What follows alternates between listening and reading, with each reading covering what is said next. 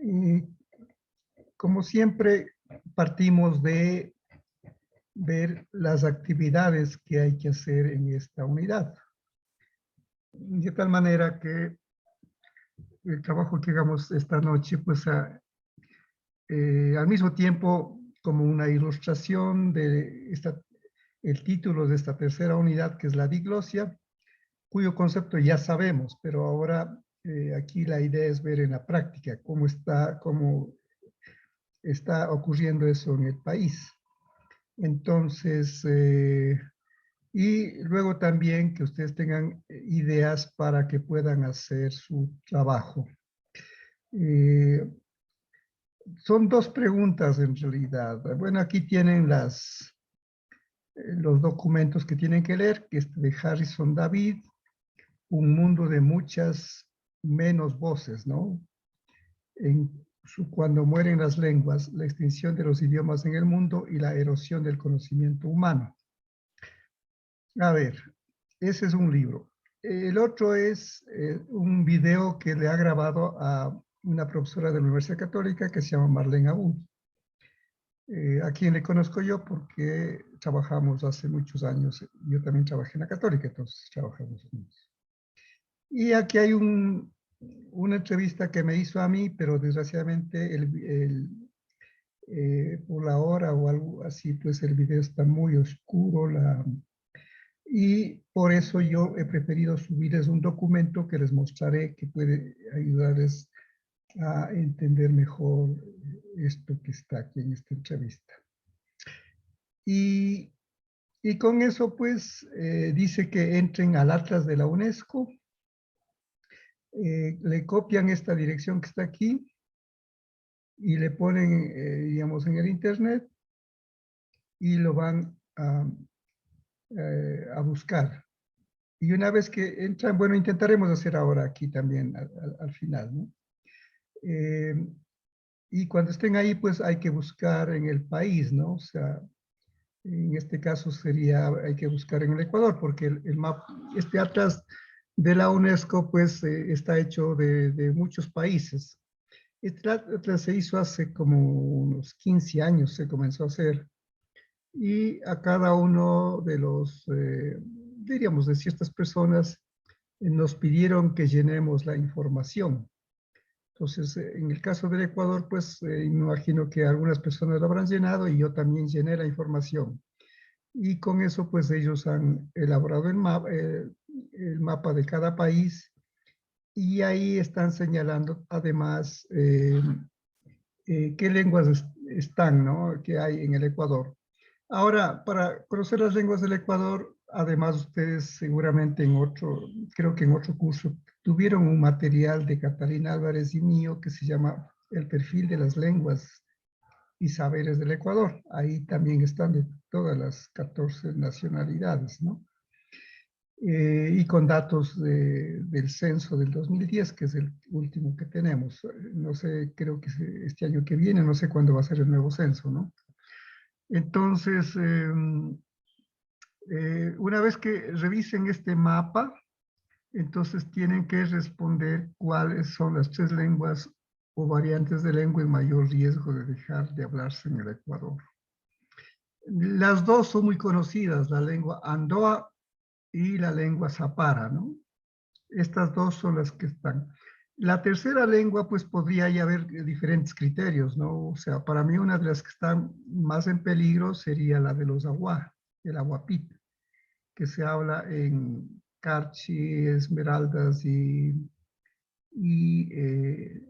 también en una parte de la costa de Imbabura. Y también ahora dicen que hay una comunidad en Sucumbíos, pero que diríamos seguramente se pasaron del lado colombiano, porque esta nacionalidad está en los dos países. ¿Y por qué yo considero que es una de las que está más en peligro de extinción? Es porque en el caso del Ecuador, creo que habían 17 comunidades, es probable que ahora hayan aumentado algún centro más, ¿no? Solo se habla la lengua prácticamente en unas 3 o 4 comunidades. quiere decir que la mayor parte de los agua, o sea, ellos se conocen, agua es como ser runa en quichua, ¿no? O como ser shuar en shuar chicha. Ya no hablan la lengua. Entonces, podría considerarse un serio riesgo. Las otras, pues, no, diríamos, tienen más chance de sobrevivir. Entonces, ustedes revisando con su propia cuenta este mapa, pues van a poder responder esta pregunta. Y la segunda pregunta que está aquí es que una vez que vean los dos videos, que el de Marlene Abu tal vez veamos un poco, ¿no? El mío, como ya hemos escuchado mucho, pues no lo veremos. Y además les he puesto aquí un PowerPoint que les puede ser útil, ¿no? Entonces, dice, la pregunta es, ¿qué se pierde cuando se pierde una lengua indígena? Y esto está muy en consonancia con lo que también dice aquí este primer documento, y este sí es un documento que está, lo vamos a ver un poquito también, de unas 20 páginas, 23 páginas de Harrison David, porque dice que cuando mueren las lenguas, la extinción de los idiomas en el mundo y la erosión del conocimiento humano. A ver, conversemos un poco sobre esto. Bueno, está también María Veronés, bueno, bienvenida. Entonces, yo quisiera oírles, para partir de esto, eh, cuando se muere una lengua, ¿qué pasa, no? ¿Qué pasa? O sea, cuando muere la lengua, solamente esa comunidad que hablaba la lengua, diríamos, pierde la lengua, o es que también eso le afecta a toda la humanidad. ¿Qué les parece? ¿Qué les parece? ¿Será que solamente los descendientes de esos hablantes pierden la lengua y ahí se acaba todo? ¿O será No, profe, no pienso que ya? de pronto si A es que ver, se pierde la lengua, se pierden las costumbres y tradiciones de esa comunidad o pueblo, lo que sea, porque ya no, no es lo mismo. eh, tomemos el caso de los Andoa. Es una lengua que ya está muerta, ¿no? O sea, se cuenta como la 14ª lengua, pero de acuerdo al criterio lingüístico, una lengua está muerta cuando ya no hay niños que hablan. Y en el caso de la Andoa ya ni siquiera hay ancianos que hablan, porque el último anciano, pues, según unos murió en el 2010 y según otros en el 2012, pero él vivía en el lado peruano, no vivía al lado del Ecuador. Porque los Andoas pues están tanto en el lado peruano y en el Ecuador también. De hecho, la población, porque hay una población que se llama Andoa, está en el lado peruano, o sea, estuvo hasta la guerra de 1941, estuvo en manos del Ecuador esa población. Y hay digamos, a mí me contaron que estaba ahí un misionero dominicano de Quito, ¿no? Cuando se produce la guerra en 1941. Y él, diríamos, estaba con la gente de ahí, con los Andoas, ¿no? Y eh, cuando hay estas guerras, pues evidentemente los gobiernos para tratar de evitar la guerra tratan de llegar a algún acuerdo. Entonces el Ecuador, pensando que no, el Perú pues no invada más, decidió que el religioso, el dominicano, salga de Andoas. O sea, como quien dice, entregar esa parte del oriente al Perú para que no se tome el oro. Había el riesgo de que se vaya a tomar Cuenca también, ¿no? De hecho, la aviación peruana trató de bombardear Cuenca. Nosotros no teníamos aviones prácticamente en esa época, ¿no? Luego habían comprado al apuro uno, pero que, o sea, apenas volaba por Guayaquil y nada más, ¿no? Me refiero a aviones de guerra, ¿no? Pero tampoco los comerciales ha de haber habido. Entonces, el religioso, pues, diríamos, no quería salir, pero fue la orden del gobierno de Quito que salga y digo, el gobierno pues lo sacaba ahí como una señal de, diríamos, de buena voluntad ante el Perú para decir, bueno, ya nosotros salimos de ahí y ya paren la guerra, ¿no? Paren la invasión. Pero evidentemente el Perú se tomó todo lo que es el oro, parte de Loja, y entonces, y claro, ya de hecho con el protocolo de 1942, Andoas se quedó en el lado peruano. Dicen que es una población grande, no la conozco, debe estar, me imagino, a 1 o 2 días en canoa yendo desde la frontera del Ecuador entrando hacia el Perú. Entonces, eh, la población Andoa, diríamos, hace unos 100 años debió haber sido una población bastante grande, ¿no? Pero ya ahora el idioma está muerto, ya no se habla. Y el último hablante, pues, que ha muerto según unos del 2010, según otros del 2012, pues, estuvo en esta ciudad de Andoas, porque es una ciudad ya prácticamente grande, que está en el lado peruano. Entonces, esa es una lengua que está ya, diríamos, ni siquiera en peligro, sino ya está muerta en realidad, ¿no? Entonces, ahí tienen ustedes para contestar esto, ¿no? Esto que dice, ¿cuáles son las 3 lenguas o variantes de la lengua en mayor riesgo de dejar de hablarse en el Ecuador? De hecho, esta ya está muerta en realidad, ¿no? La Zapara es la otra lengua que está luchando para sobrevivir. Yo mismo les he ayudado a hacer un método para que los niños vuelvan a hablar. O sea, los niños ya no hablan la lengua Zapara, pero hay unos 4 mayorcitos que hablan. Y se tiene alguna información y con eso hemos hecho un método, un material para que los profesores primero aprendan ellos la lengua, los profesores zaparas, porque son zaparas, pero que ya no hablan la lengua, para que vuelvan a hablar la lengua y les enseñen a los niños. Y, pero tenemos una limitación porque no tenemos toda la información gramatical para hacer un método completo, para rescatar completamente a la lengua, sino apenas tenemos una parte y con eso pues podrían llegar a hablar en un nivel intermedio, no en un grado avanzado. Entonces necesitamos grabar el habla de los mayores, pero no hay quien haga. Desde hace muchos años yo le he propuesto a la Secretaría, pero no hay manera de que se haga por las cuestiones burocráticas que hay en la cuestión estatal. No hay manera de grabar a los ancianos porque tampoco viven en la misma comunidad y tampoco es que haya una pareja, diríamos, de esposo y esposa que hablen esa para. Hay pues 3 mayores, pero la esposa habla quichua, ellos también hablan quichua, por supuesto, todos.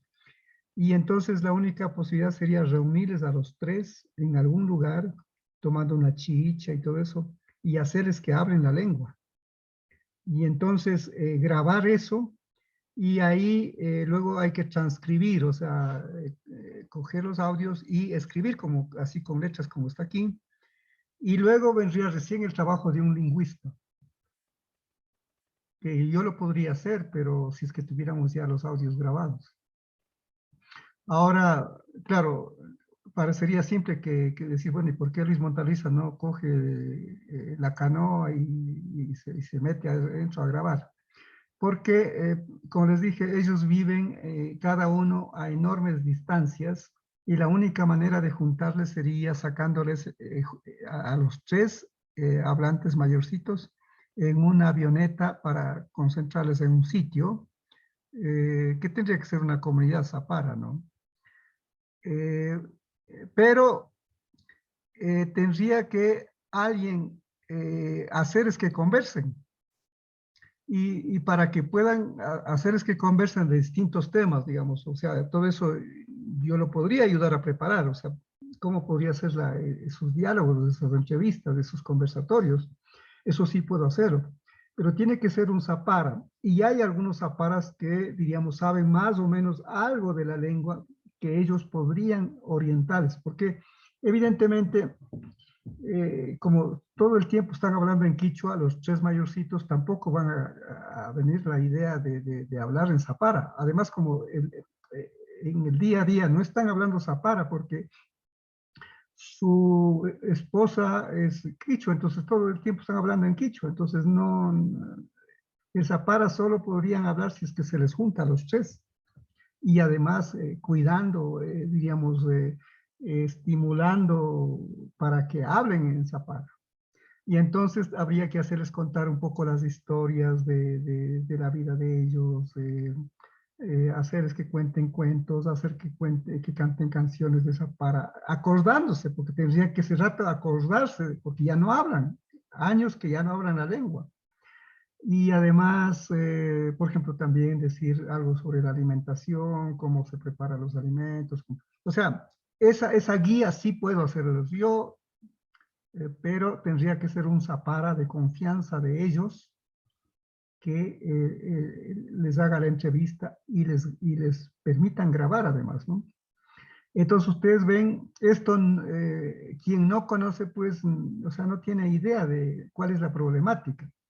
Simplemente van a decir, bueno, la lengua ya va a desaparecer y bueno, pero ¿qué se ganaría con esas grabaciones? O sea, por ejemplo, si fuera unas 30, 40 horas de grabación, se ganaría, si es que se lo hace bien, que ellos logren hablar en zapara sobre distintos temas. Y entonces habría que transcribir a escritura, o sea, a letras, ¿no? El alfabeto yo lo he diseñado, está diseñado el alfabeto de los zaparas. Entonces, no es problema escribir. Y luego recién ahí yo podría entrar a estudiar, porque todo va a estar en zapara. O sea, debería estar todo en zapara, o sea, como han hablado. Para ir analizando parte por parte, eso es un trabajo minucioso, para poder sacar la gramática del zapara. O sea, los morfemas. Porque diccionarios sí hay del zapara, pero con los diccionarios solos no se habla una lengua. El Andoa también hay un pequeño vocabulario, pero con eso no se habla una lengua. La lengua se habla haciendo combinaciones, como ustedes han visto en quichua. Es con un método, haciendo un método. Entonces, del caso Zapara está hecho 10 unidades. Vean que ustedes en quichua tienen 20 unidades. Entonces, es fácil que ustedes entiendan cuál es el problema de los zaparas. Están hechas 10 unidades. Y faltan 4 unidades. Perdón, faltan otras 10 unidades para tener 20 unidades y hacer, digamos, tener el habla completa. Pero para hacer las siguientes 10 unidades, o sea, desde la 11 hasta la 20, necesito información. Ya no puedo hacer más. Este método Zapara hemos hecho con 3 compañeros Zaparas, que ellos algo, digamos, hablan la lengua, y uno de ellos pues estudió una licenciatura en investigación. Yo mismo organicé esa licenciatura hace algunos años en la Universidad de Cuenca, y entonces yo aspiraba a que ingrese a la maestría, pero está trabajando tan lejos que él no, digamos, parece que no tiene acceso a internet, entonces no hay cómo hacer más. Entonces ahí tienen, ¿no? O sea, una visión que no está en los documentos ni está en los videos que ustedes van a escuchar, porque yo aquí trato de que ustedes tengan una información que no van a encontrar en ninguna parte, porque es algo que estamos haciendo, pero que no está escrito. O sea, el método Zapara, pues, está ya publicado y es parecido al del quichua, ¿no? Con dibujos y todo eso, ¿no? O sea, no está hecho audiovisual, sino está hecho como un libro simplemente, ¿no? Pero bueno, con eso ya es fácil hacerlo en audiovisual. Entonces, ahí está. Y la tercera lengua que sí le considero en peligro es el aguapit, como les decía, porque de las casi 20 comunidades que hay, apenas solo en 3 comunidades hablan la lengua. En las demás no se habla ya la lengua. De tal manera que ahí habría que hacer un método igualmente. Yo no sé si voy a tener vida suficiente como para dedicarme a cada una de esas cosas, ¿no? Y hay tanto que investigar. Entonces, ahora estoy haciendo que Santiago Titiac, por ejemplo, que esté en la maestría de educación bilingüe, lo que llaman trabajo de titulación, que es lo que equivalía a la tesis antigua, haga un método para enseñar el shuar a los niños que ya se han olvidado el shuar, que ya no hablan el shuar. Y entonces en cada una de las lenguas del Ecuador habría que hacer un método como el del quichua que estamos haciendo. El del quichua pues es el que está ya prácticamente terminado.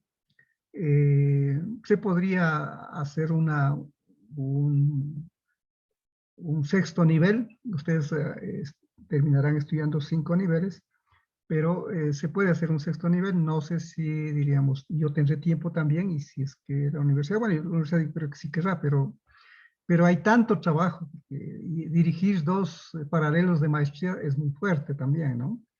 Entonces hay tanto trabajo que, diríamos, no se alcanza uno no puede estar en todas partes, ¿no? Entonces por eso para mí la ilusión es que esta información, estos conocimientos se pase a ustedes, para que ustedes sepan qué es lo que hay que hacer para que las lenguas vivan, para que las lenguas, diríamos, sean utilizadas en la educación. Entonces, volvemos a la pregunta. Están ya algunos más. Está Luis Acitimbay, está Ángel Curichumbi, está Juana Invillay, está Segundo Manuel Romero.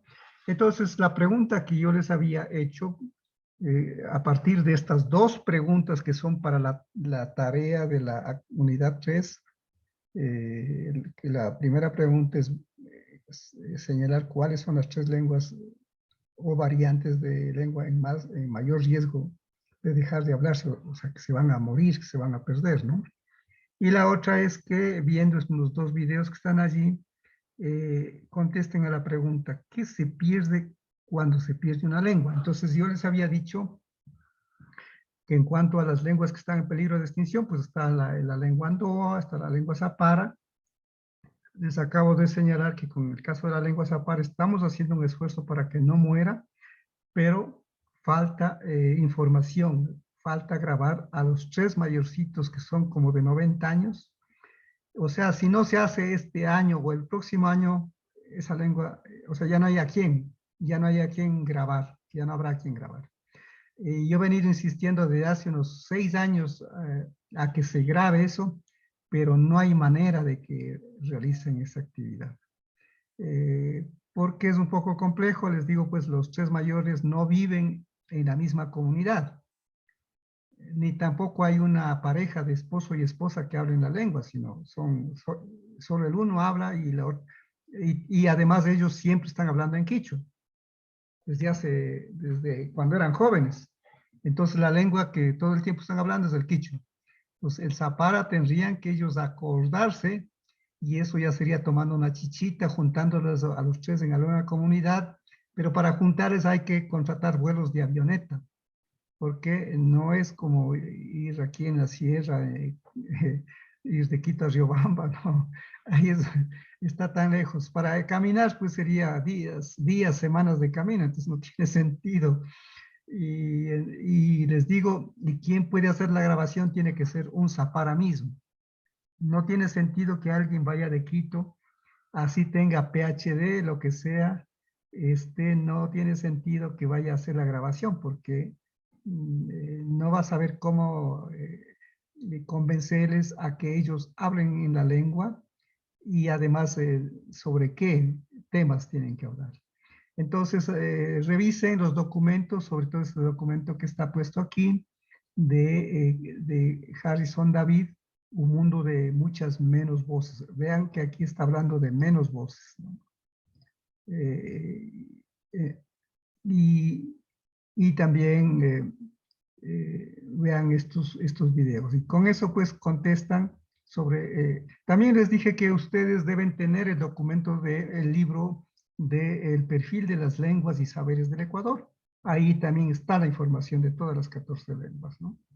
Eso creo que en algún curso vimos. Si es que no lo tienen, me avisan para subirles al ABA. Pero tampoco es difícil encontrar, creo, porque en el internet está. Simplemente puede poner Catalina Álvarez y Luis Montaluisa y ahí les va a salir el libro, digamos, ¿no? Se llama Perfiles de las lenguas y saberes del Ecuador. Y lo más fácil será subirlos, ¿no? O sea, aquí. Pero creo que en algún otro curso que hicimos, creo que eso es, ya les deben tener ustedes el libro. Ahí está la información de las 14, pero también en el video de Marlene Abud, que es profesora de la Universidad Católica en Quito, que yo como trabajé 12 años en la Católica hace bastante tiempo, yo le conocí a ella, pues ella trabajó conmigo y, o sea, ella aprendió de mí, mejor dicho, de otra manera, porque yo estaba haciendo el diccionario del quichua y entonces ella vino pues para revisar la parte del español y después, bueno, ella ha seguido trabajando con las lenguas y más está, pero dedicada a hacer estadística de las lenguas, de cuántos hablantes hay y esas cosas, ¿no? Que sí es útil, ¿no? Pero diríamos para rescatar las lenguas, la única posibilidad es que usemos las lenguas ya en la educación, que hagamos matemáticas en las lenguas, o sea, ahí es donde la lengua se va a salvar, ¿no? Porque lo demás pues está bien para los escritores, para los académicos, para que ellos se luzcan, pero para la comunidad pues, o sea, ni siquiera se enterarán que existen esos libros, ¿no? Escritos sobre las lenguas del Ecuador. Y entonces, la pregunta había planteado es, ¿qué pasa cuando una lengua se muere? A ver, dejo de compartir la pantalla y conversemos. ¿Qué pasa cuando una lengua muere? ¿Quién pierde? ¿Quiénes nomás pierden? ¿Y qué pierden? Esa sería la pregunta. Y eso es lo que tienen que contestar. A ver, adelante. Ángel, Buenas, sí, buenas. Perdón. a ver, Dice, vayamos. buenas noches. A ver, María Bernays va a hablar, ya adelante. Ya, bueno, de mi parte, Lice, yo pienso de que primeramente si la lengua materna se pierde, estamos haciendo un daño, bueno, a nuestros hijos, a toda la familia y especialmente igual a la sociedad, ¿no? Porque no hay líderes para que sigan motivando la lengua materna. Entonces se va perdiendo más que todo en la sociedad la lengua materna. Ya, sí es un punto importante lo que señala, ¿no? O sea, que se pierde la lengua para esa comunidad y esa comunidad, pues, o sea, ya quedará como monolingüe, ya no va a ser bilingüe. Pero, ¿qué más? Ángel estaba animándose a hablar. Sí, buenas noches, Máster. Buenas noches, compañeros. Disculpen primero por el atraso. Bueno, en mi pensar, cuando una lengua se pierde, creo que estamos perdiendo una identidad cultural. Por mi parte, yo veo eso porque si bien es cierto, hemos visto ya en las comunidades, antiguamente los niños hablaban quichua. Ahora en la actualidad, ya mejor los niños empiezan a hablar lo que es idioma castellano y comienzan mejor no a entender quichua. Entonces, en eso yo he visto que venimos perdiendo una identidad cultural. Sería lo más básico que se podría decir cuando se pierde una lengua. Ya, muy bien ha señalado que se pierde una identidad. Pero pongámonos a pensar que, ¿qué nomás hay en una lengua? A ver, partamos de ahí. ¿Qué hay en cada lengua? Cualquiera que sea esta, quichua, castellano, shuar, inglés, cualquiera que sea. ¿Qué nomás existe dentro de una lengua? La comunicación. Ya, muy bien, para comunicarse. ¿Qué más?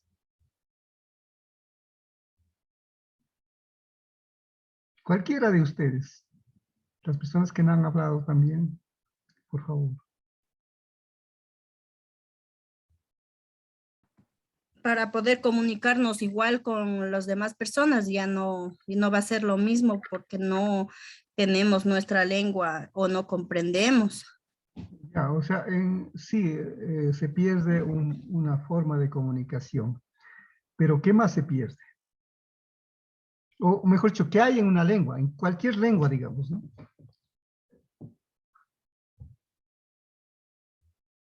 Aquí les ayudo con algún dato. Hay ciencia. En toda lengua hay ciencia, porque ya sabemos que la palabra ciencia significa conocimiento. O sea, en toda lengua hay conocimientos. Y además, cada lengua refleja una manera especial de ver al cosmos, a la naturaleza, al mundo. No en todas las lenguas se ve de la misma manera. Y les doy algunos ejemplos. En Quichua, por ejemplo, para distinguir si un animal es macho o hembra, ¿cómo hacemos? Por ejemplo, cojamos un ashko. ¿Cómo distinguimos en una lengua cuando hacia nivel hablado? Guarmi o cari. Muy bien. Decimos cari ashko, guarmi ashko. Esa es una manera de ver. En español, ¿cómo lo hacen? Hembra o macho. No necesitan poner hembra o macho. Entonces, Porque ponerlo. simplemente, como en la lengua, ¿cómo le hacen para decir que es macho o hembra? En la misma palabra. Perro o perra será. Muy bien, exacto. Sí, perro y perra. Vea, es otra manera de expresar esa realidad. En Quichua no podemos hacer, o sea, cogemos ashko y no podemos aumentar un morfema, o sea, una sílaba para hacer como se hace en castellano. Entonces, a eso se llama la cosmovisión. En Quichua necesariamente tenemos que poner cariasco o armiasco, y así cualquier tipo de animal, no solamente caso de perro, ¿no? Cualquier misi sería lo mismo, ¿no?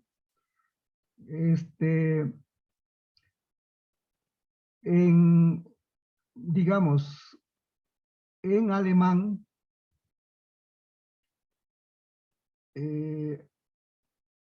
ellos tienen 3 géneros en la lengua.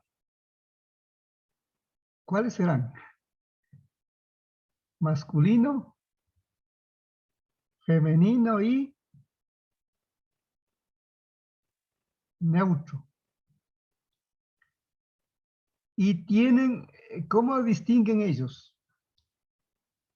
Tienen 2 maneras de distinguir. Una poniendo los morfemas como en castellano, que pusimos perro, perra, gato, gata.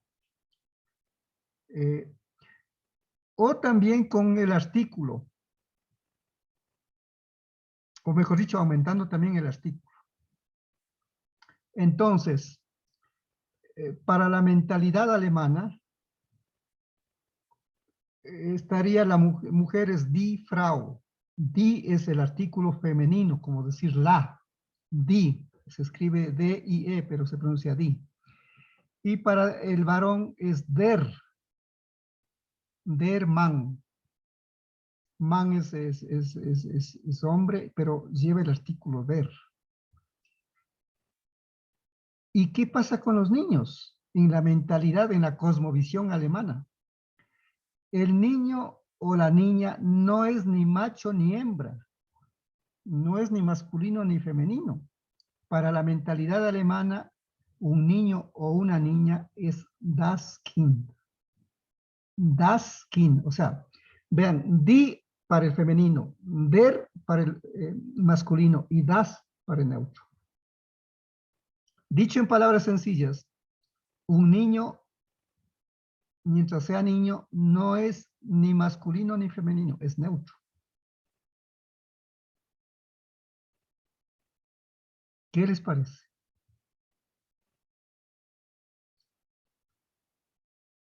Para la mentalidad alemana, una mujer, mientras no se case, no llega propiamente a ser die Frau, o sea, la mujer. En la mentalidad alemana, una mujer, así sea, si no se ha casado, es das Mädchen. O sea, vean el artículo del neutro que es das, se utiliza. Traduciendo al castellano sería como lo señorita. Solo cuando se ha casado ahí llega a ser die Frau. Mentalidad alemana. ¿Y dónde está expresado eso en la lengua? O sea, Pero Lice, una pregunta. sí. Póngase que no se case, pero si tiene hijos, ¿cómo le dicen ahí? Bueno, o sea, digamos, ahora ya sería ya sería mujer, ¿no? Die Frau. Die Frau. Les pongo otro caso, que, o sea, trato de poner casos que ustedes lo puedan fácilmente captar, ¿no? Con los apellidos. Antiguamente aquí en el Ecuador también se usaba eso, ¿no? Una mujer cuando se casaba sí mantenía el apellido de soltera, pero solía decir de. Por ejemplo, María Besonés, vamos a suponer que se ha casado con un señor, digamos, pongamos Inguillay, entonces sería María de Inguillay, María Besonés de Inguillay. Ahora ya las mujeres se han revelado y ya no hacen eso. Pero todavía, por ejemplo, las esposas de los militares les gusta llamarse así, con D. Ahora, en Estados Unidos y en Inglaterra, en los países de habla inglesa, una mujer cuando se casa pierde el apellido de soltera y coge el apellido del marido.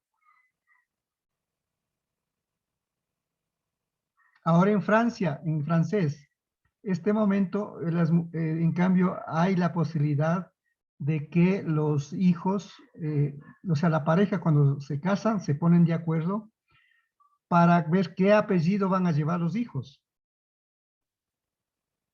O sea, no es como aquí en castellano y, bueno, en quichua también estamos haciendo lo mismo, que los hijos llevan el primer apellido del papá y el segundo de la mamá. No, en Francia, cuando se casan la pareja, antes de tener los hijos, se ponen de acuerdo y optan. Puedes llevar como primer apellido el de la mujer, o sea, de la mamá, o el del papá, según cómo se han puesto de acuerdo. Vean, es otra manera de ver el mundo. Lo que yo quiero que sientan es que vean que cada idioma representa una manera especial, particular de ver las cosas, de ver el mundo, de ver la realidad, de ver el cosmos. ¿Ustedes sabían algo de esto? ¿O pensaban que como es en castellano, como es en quichua, así hacer en todas las lenguas? ¿Qué les parece? Buenas noches, Máster y compañeros. Pues la verdad es algo nuevo y muy interesante, ¿no? Pensábamos, o sea, a mi manera, pues, de ver de que en todos lados ha de ser como nosotros, ¿no? Que ponemos apellidos, por ejemplo, hablando de apellidos del madre y, o sea, del padre, primer apellido, y de la madre igual, el primer apellido se pone, ¿no? En los hijos. Entonces es algo que es muy diferente. Para mí, algo novedoso, nuevo, ¿no? Gracias, compañero Manuel.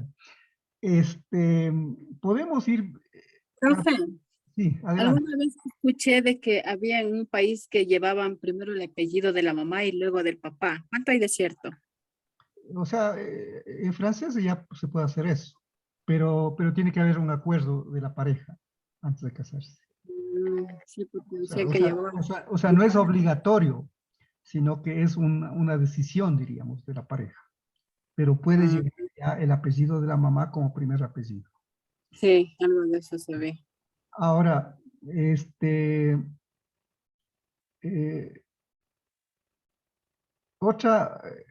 otro caso, diríamos, ¿no? Voy a tratar de que ustedes me acompañen en un asunto de lingüística. En castellano, por ejemplo, el género, o sea, lo de masculino y femenino, solo hay en los nombres y en los adjetivos, pero no hay en los verbos, ¿no es cierto? ¿Se acuerdan que se llamaban los accidentes gramaticales? Accidente quiere decir que varía, que cambia, ¿no? Entonces decían que los accidentes, pues, de los nombres serían ahí el género, que sería si es masculino o femenino, el número si es singular o plural, etcétera, ¿no? Pero en el verbo no había género, porque yo puedo decir él va o ella va. No cambia, la palabra va es lo mismo, ¿no es cierto? O sea, el verbo no cambia, sea masculino la persona que está yendo o sea femenina la persona que está yendo, no cambia. Lo mismo diríamos en quichua. Y bueno, ahí en quichua tenemos un caso especial que cuando decimos pai, no sabemos si es mujer o varón. Vean. En castellano sí hay diferencia, él o ella. Vean, es otra manera. En quichua es distinto. Pero en el idioma paicoca, que es de los secoyas de la Amazonía, hay un caso muy interesante que también el verbo tiene género. Entonces, si es que yo digo que él va, es saiku. Y si quiero decir que ella va, es saiko. Vean. O sea, no necesito poner el pronombre él o ella, sino solo tengo que conjugar el verbo. O sea, el verbo tengo que decir, saiku, ya sé que es un varón el que está yéndose. O sea, él va. Pai ring. Pero shukari, ring. Si digo saiko, ya sería shuwarmi ring. O sea, ella va. Vean, eso, por ejemplo, en ningún idioma europeo existe eso. En ninguno. Tampoco tenemos en el quichua, ni en el shuar, ni eso. En el paico, que es la única lengua aquí en el Ecuador que tiene el género en el verbo. Sea masculino o femenino, pero en el verbo. O sea, la conjugación del verbo es distinta si es una mujer o si es un varón. También parece que hay algo de eso en el guau terero. Entonces, con esto quiero que ustedes vean que cada lengua tiene su cosmovisión. ¿Qué es la cosmovisión? Cosmos ya sabemos que es la totalidad y visión es ver, ¿no? Es cómo vemos a la realidad. Pero no solamente se da a nivel del género, sino que se da a nivel de muchos otros aspectos del conocimiento, porque decía que en las lenguas está el conocimiento. Entonces, por ejemplo, en español tenemos espacio y tiempo separado. Eso ya hemos hablado algunas veces. En quichua tenemos integrado, pacha, es tiempo y también es espacio. Y vean que ahí está un altísimo conocimiento de la física, que en Occidente recién se están dando cuenta desde hace 100 años con Einstein. Entonces, podemos ver que no solamente es a nivel de género, de número, de la gramática, sino es la manera diríamos, de relacionar con las personas. Por ejemplo, en la lengua de los guaraníes, tienen un pronombre especial para la mamá. Y tienen una forma especial de conjugar el verbo solo para la mamá y la tía.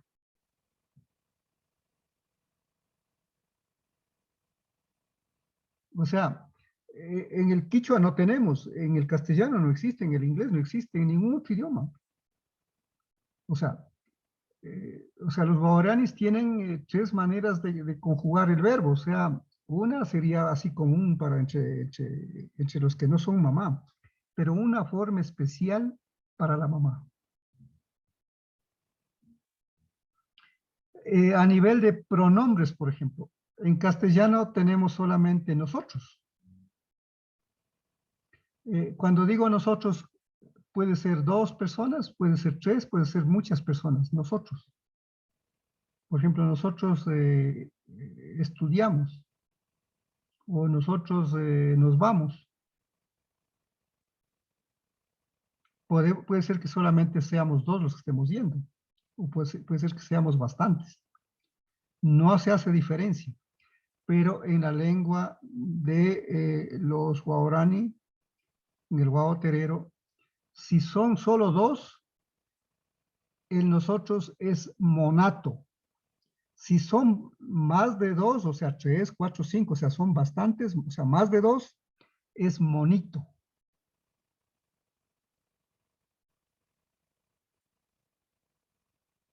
Entonces, y el verbo también se conjuga de distinta manera, porque sería monito, pomonipa, sería, por ejemplo, nosotros venimos, monito, pomonipa. Nosotros vamos, sería monito, gobonipa, gobonipa.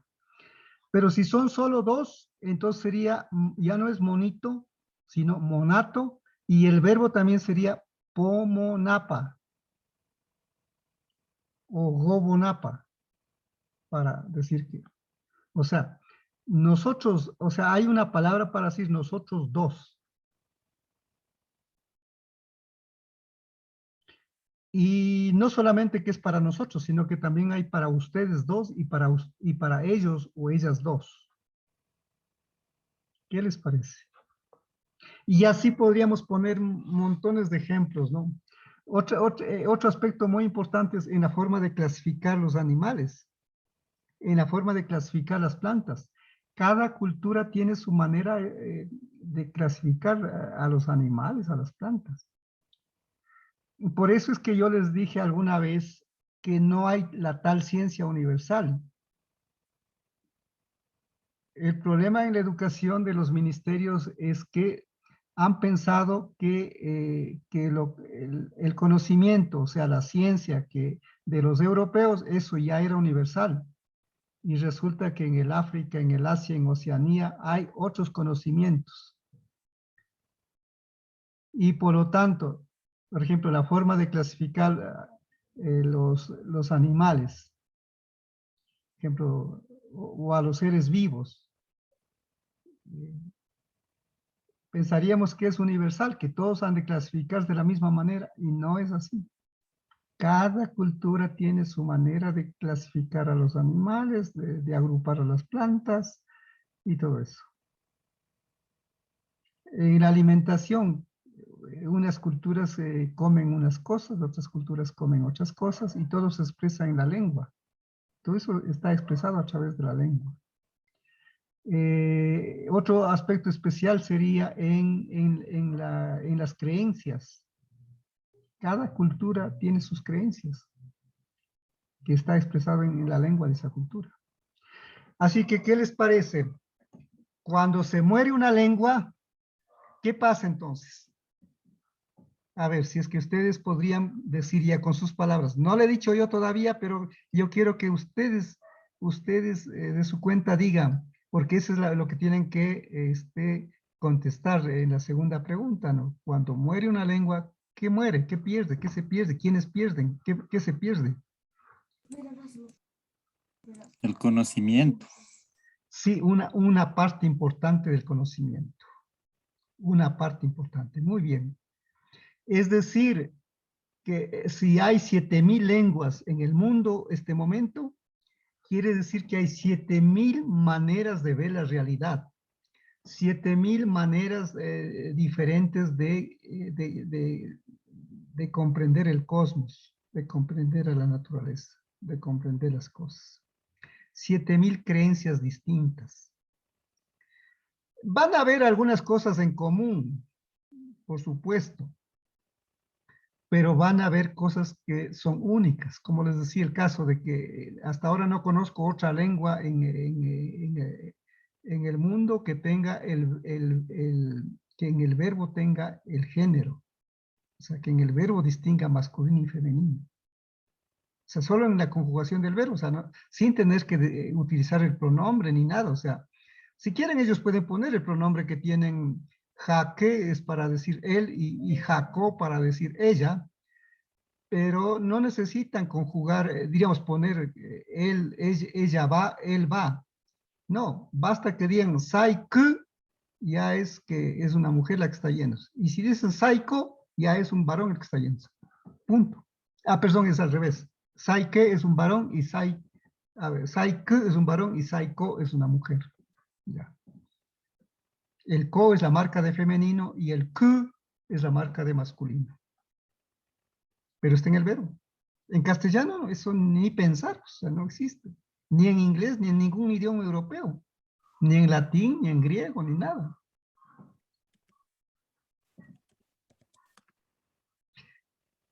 En el Quichua también tenemos, en el Perú todavía diferencian, en cambio, no como los guaraníes, que ellos distinguen el dual del plural, o sea, el dual quiere decir dos personas, y el plural sería por lo menos tres o más.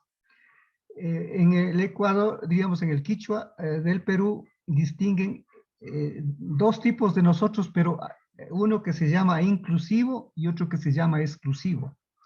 Entonces, vamos a suponer que estamos aquí dos grupos conversando. Y yo estoy acá con un grupo y ustedes están con otro grupo allá. Entonces, cuando yo quiero decir nosotros, pero solo refiriendo al grupo que está al lado mío, le digo, no digo ñucanchi, yo tengo que decir ñucaigo o ñucacuna. A ver, ¿ustedes han oído hablar de ñucacuna? Cuna es el plural, ¿no es cierto? En quichua. Y ñuca es yo, ¿no es cierto? O sea, Aquí en sería Saraguro, Lisa, sí Habrá se habla así. Ñucaigo, si he escuchado en ñucacuna. en los Otavalo. Puede ser que haya, verán. Esto, por ejemplo, o No, sea, aquí en Saraguro, Lisa, le comento, por ejemplo, hasta ahora las personas mayores dicen Ñucan Chicuna.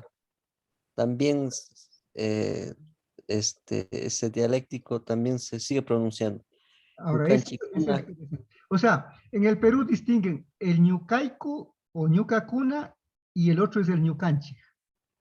El ñucanchi es cuando se refiere a los dos grupos, o sea, si yo estoy conversando con mi grupo aquí y también ustedes con un grupo acá, al frente, pero yo en un momento dado quiero decir que quiero juntar a todos y decir nosotros, o sea, tanto los de mi grupo como los del grupo de ustedes, ahí, solo ahí utilizo el ñucanchi. O sea, el ñucanchi, por eso se llama plural inclusivo al ñucanchi. Y el ñuca cuna es el plural exclusivo, porque yo estoy excluyendo a ustedes. Solamente estoy refiriendo, cuando yo digo ñuca cuna, estoy refiriéndome a nosotros, pero los que estamos de este lado nomás. Pero cuando digo ñucanchi, ahí quiere decir que ahí me estoy refiriendo a nosotros todos, ¿no? O sea, en el quichua peruano se ha mantenido. Ahora, puede ser que aquí en el Ecuador, en algunas comunidades, se haya mantenido. ¿Por qué? Porque hay muchas comunidades, o sea, son descendientes directos de personas que vinieron del Perú. Cuando estuvieron los incas acá, pues los incas trajeron aymaras, trajeron quichuas de distintos lados. Y también de aquí llevaron, ¿no? ¿Se acuerdan de los mitimaes, no? Entonces, puede ser que en algunas comunidades todavía quede el ñucacuna o ñucaico. El ñucaico sería una abreviación de ñucacuna. Solo se ha perdido nada, ¿no? Ñucaico. Y Ñucan Chipura. Está mal pronunciado. Ese sería entre nosotros, porque el pura significa entre, ¿no? Ajá. Ya, pero ese sería otro caso. Ya. Otro caso. Entonces, vean, cuando nosotros hablamos o cuando cualquiera habla de cosmovisión, a veces no se especifica qué es eso de cosmovisión. Se dice, bueno, es una manera de ver el mundo, es una manera, ya. Pero ya en concreto es lo que le estoy contando. Que los alemanes, por ejemplo, tengan 3 géneros. Que los niños no sean ni masculinos ni femeninos mientras son niños, sino son neutros. Esa es su cosmovisión. Hay otra cosmovisión de los alemanes que es graciosa, que ellos en la escritura no, o sea, ¿cuál es la regla para las mayúsculas en castellano? A ver, por ahí partamos. ¿Cuándo un nombre se escribe con mayúscula o un sustantivo? ¿Cuándo se escribe con mayúscula? En castellano. A los sustantivos propios, al momento Eso. de Ya, muy bien, los sustantivos propios. ¿Qué será? ¿Cuáles son los sustantivos propios? Nombres de, nombres de personas, ya, personas, países, lugares, Ciudades. de ciudades, ya, de lugares, ¿no? O sea, de lugares. ya. Por ejemplo, cuando escribimos perro, ¿le escribirían con mayúscula al perro? No, No. ¿Y por qué? Porque es un sustantivo común, ¿no es cierto? ajá. Pero en alemán, si ustedes hacen eso, ahí les van a poner cero. Porque en alemán al perro hay que escribir obligatoriamente con mayúscula. Al perro se le dice Hund con H, ¿no? H-U-N-D, Hund. Y hay que escribir la H con mayúscula. Al perro, al gato, a cualquier animal. O sea. Y no solo a los animales, sino a las cosas también, ¿no? Por ejemplo, el agua es Wasser. Se escribe con W, pero se pronuncia como una B chiquita, Wasser. Entonces, el Wasser, la W tiene que estar con mayúscula, porque si no es una falta de ortografía. Pero uno podría decir, pero simplemente es un capricho de estos alemanes y ya, que han puesto así esa regla ortográfica, ¿qué de novedad puede haber? O sea, ya se podría decir, ¿no? Pero ¿saben qué podrá estar detrás de eso? A ver si pensamos un poquito. ¿Por qué harán eso? ¿Por qué escribirán con mayúscula todos los nombres? Sean comunes o propios.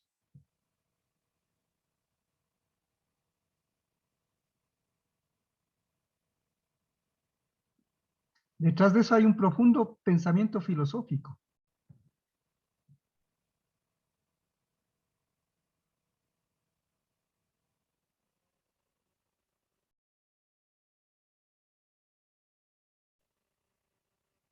¿Qué pensamiento filosófico estará detrás de eso? A ver, traten de imaginarse, no tengan miedo de equivocarse.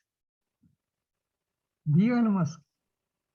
Bueno, por mi parte pienso que aquí en Ecuador sabemos que en sustantivos propios escribimos con mayúscula y los sustantivos comunes escribimos con minúscula.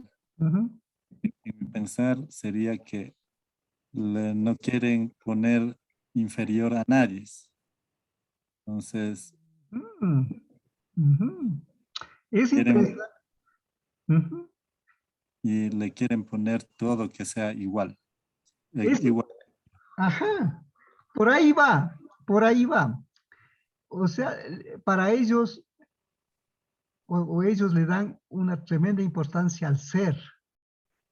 Ah, mira. O sea, tanto animales como la naturaleza, todos Sí, es igual para ellos. sí, La cultura exactamente. de ellos no jerarquiza entonces, no Al ser. jerarquiza a O ser. sea, hay otras culturas, en cambio, que le dan más importancia al verbo, o sea, a la acción. Mm, Es otra cosmovisión. Por ejemplo, hay una canción que dice Jesús es verbo, no sustantivo. ajá. Que lo que quiere decir el autor es pues que Jesús es acción, o sea, que no es que está ahí hablando así solo con palabras. Él fue e hizo cosas, acción. Pero en cambio los alemanes no van por esa línea, ellos van por el ser. Por eso les decía que ahí hay un pensamiento filosófico profundo. Y ustedes lo han dicho, ¿no? O sea, que les dan igual valor a todos los seres, en oposición a la nada. O sea, lo Ujú. contrario de la nada, eso es el ser. Pero eso es bueno. Eh, Puede ser interesante. O sea, eh, depende cómo se lo maneje. Pero lo único que yo quiero que en esta clase ustedes queden con mucha claridad de lo que significa cosmovisión, de lo que significa que cuando una lengua se muere, la humanidad entera pierde un pedacito del pensamiento, o sea, porque Ujú. la riqueza de toda la humanidad está en la pluralidad de todos los pensamientos del mundo, o sea, si cada cultura ha tenido su manera particular de ver ciertas cosas. O sea, les digo, hay cosas que sí más o menos vemos en común, por ejemplo, que todos contamos con los dedos de la mano. Eso parece que todas las culturas hacemos. Ya. Pero hay otras cosas que pueden ser en lo filosófico, que puede ser en la cuestión artística, que puede ser en las relaciones sociales y en los conocimientos mismos, de la física, de la química, de la biología, que se lo vea de otra manera. Ujú. Entonces, esto es lo que ustedes tendrían que resaltar y poner ejemplos. O sea, yo quisiera que el trabajo le hagan poniendo ejemplos. O sea, porque tienen dos preguntas. La primera, ¿cuáles son las lenguas que están en peligro, no? O sea, ya, ese simplemente es cuestión de leer y ver, ¿no? O sea, ya les dije, ¿no? Que está el Andoa, el Zapara, el Aguapit, y bueno, si ustedes consideran que otro está en peligro, pues ponga alguna razón y diga, por esta razón, esta es una de las tres que están en peligro. Pero la segunda pregunta es que cuando una lengua muere, ¿qué se pierde? ¿Y quién pierde? ¿Qué se pierde? Ustedes ven que se pierde un conocimiento importantísimo. Un conocimiento que la lengua y la cultura lo ha desarrollado en miles de años.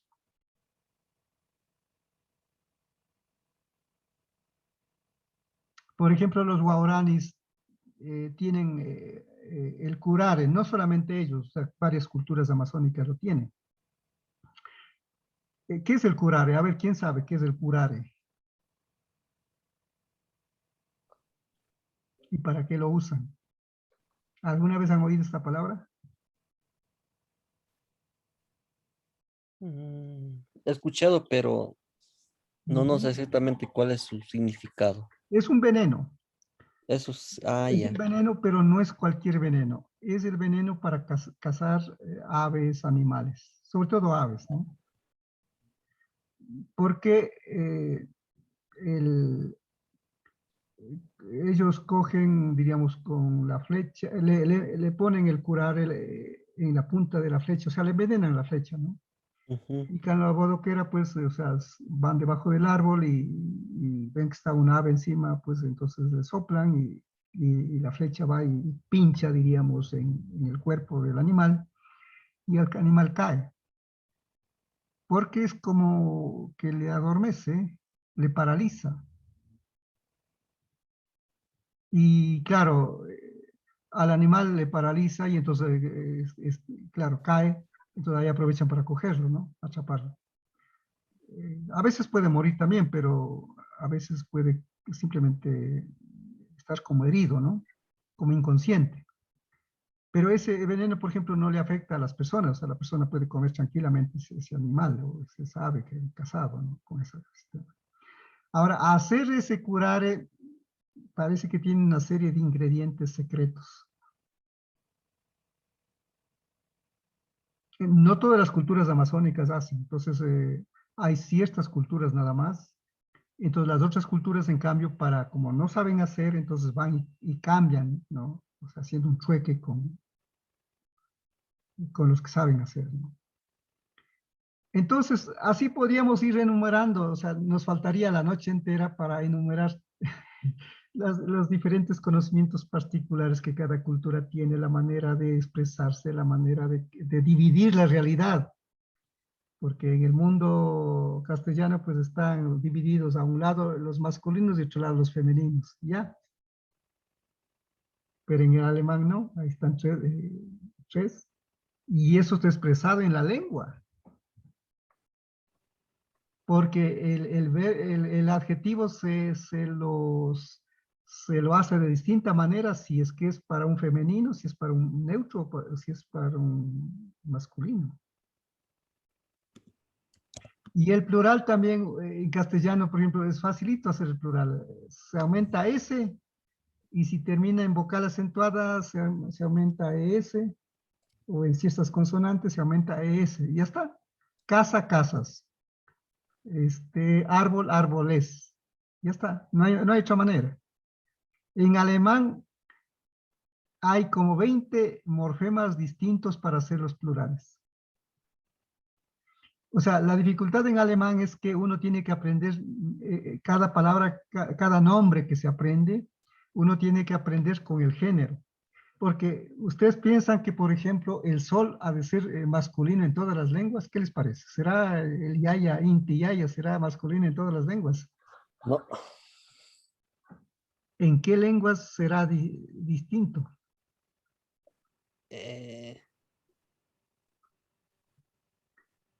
En francés es la soleil. Eso sería la sol. En alemán también es die Sonne. O sea, el sol es femenino. Y la luna en alemán es masculino, der Mond. Y ahí viene el Monday en inglés, el Montag se dice en alemán. Tag es día. Entonces, día de la luna es Montag, pero es masculina. ¿Qué les parece? Eso es la cosmovisión. O sea, nosotros estaríamos convencidos de que el sol a ser yaya en todos los idiomas, o sea, ser macho en todos los idiomas, y no es así. Ahora, otra cosa interesante en alemán. En castellano, para hacer el plural, el artículo, pues tenemos un artículo especial, decir, por ejemplo, casa, casas, y decimos las casas en plural, ¿no? Pero, por ejemplo, para decir perros, decimos los perros. Pero en alemán, todos los nombres en plural llevan el artículo femenino. Todos los nombres. O sea, todos los plurales, mejor dicho. Entonces, por ejemplo, man es con doble N, ¿no? No es como en inglés con una sola N, con doble N en alemán. Der Mann es el hombre. Die Frau es la mujer. Frau es mujer y die es el artículo, ¿no? ¿Cómo diré los hombres? Ahí se coge el artículo del femenino. O sea, ahí va a ser die Männer. También al man se le cambia y se le pone una especie en alemán se dice un laut, en castellano, eso que se pone, por ejemplo, sobre la U cuando se dice bilingüe, ¿cómo se llama eso? Para que no quede bilingüe se pone los dos puntitos arriba. La diéresis. No sé cómo se llama, pero sí, La ponen diéresis, dos puntitos encima. Entonces, eso se pone en el man. Pero lo que más llama la atención es que todos los nombres plurales son femeninos. Eso así sería más fácil de entender. Todos los nombres plurales son femeninos. O sea, ahí desaparece el masculino y el neutro. Solo cuando están en singular hay tres géneros, masculino, femenino y neutro. En plural, todo es femenino. ¿Qué significará eso? O sea, filosóficamente hablando.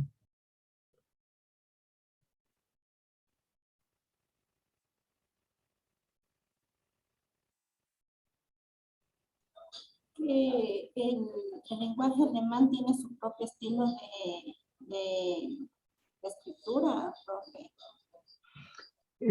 Ahí podemos ver que ellos le dan tremenda importancia, o mejor dicho, le relacionan al plural con la fecundidad.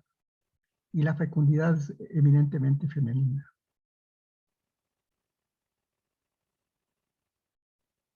O sea, ¿ven lo que está detrás de eso? O sea, viendo así parece una cosa que no tiene mayor importancia, ¿no? Pero ellos le están dando tremenda, o relacionando la fecundidad con la mujer. Ahí los hombres quedamos a un lado, o los varones quedamos a un lado, ¿no? Todo plural es femenino en alemán. Todo sustantivo plural es femenino. Y podríamos pasar toda la noche buscando en otros idiomas asimismo cosas importantes, ¿no? O sea, por ejemplo, que los japoneses tienen 4 tipos de escritura. Nosotros, vean, tenemos tremendo problema con un solo tipo de alfabeto y un solo tipo de escritura. Los japoneses se dan el lujo de tener 4 tipos de escritura distintas.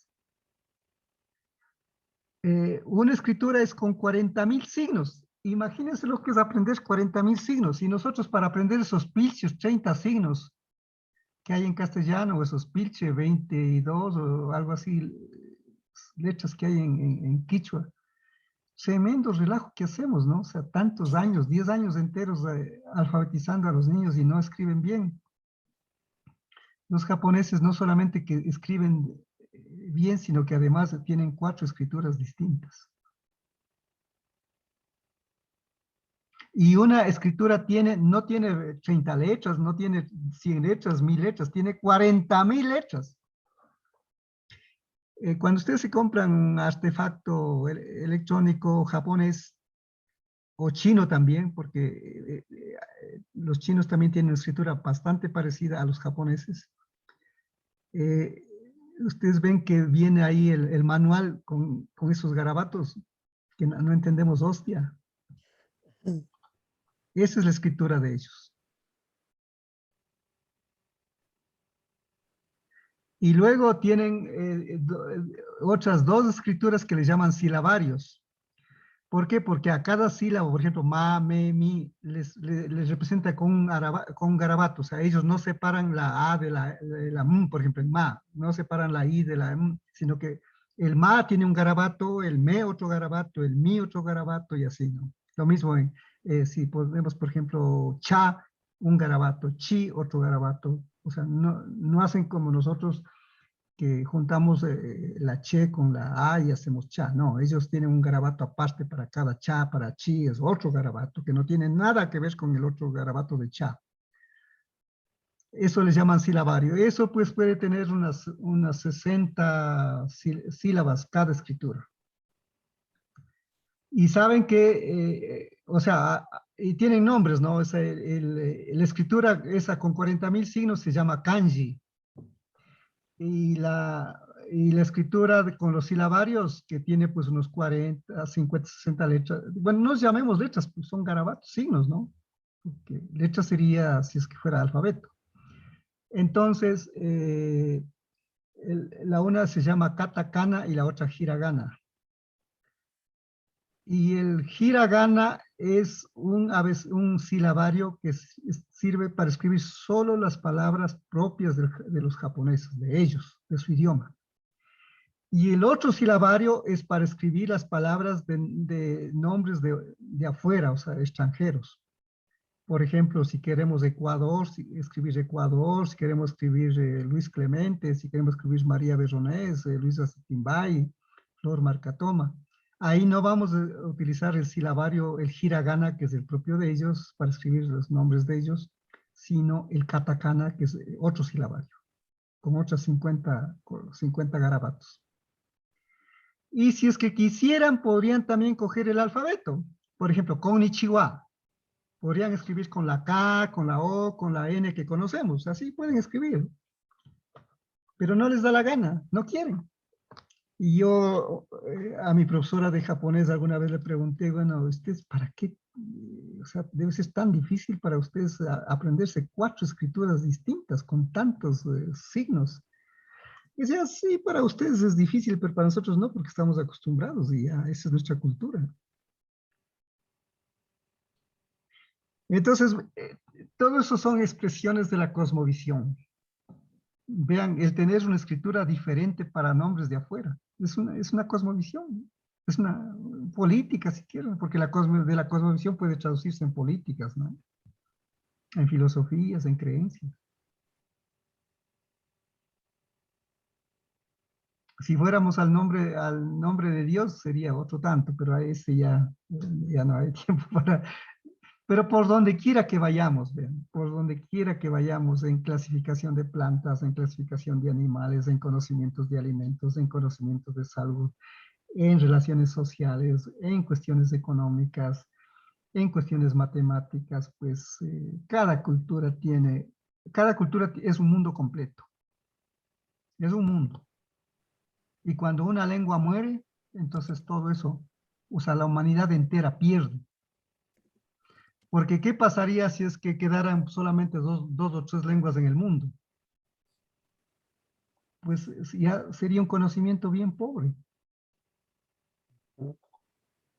Entonces aquí ustedes, esto tienen que resaltarlo muy bien a cuando te contesten esa pregunta, que cuando una lengua muere, la humanidad entera se empobrece. Empobrece en conocimientos y en valores. Exactamente, porque ya que una cultura es la que identifica la cosmovisión de cada comunidad, de cada grupo de personas. Entonces, imagínense si se pierde las lenguas. Sería algo, un choque para los seres humanos, porque no, como usted lo dijo, no se perderían valores, no se conocería las culturas, la diversidad que existe. Entonces, muy importante que no se pierda las lenguas, ¿no? Y revitalizarlas más que todo.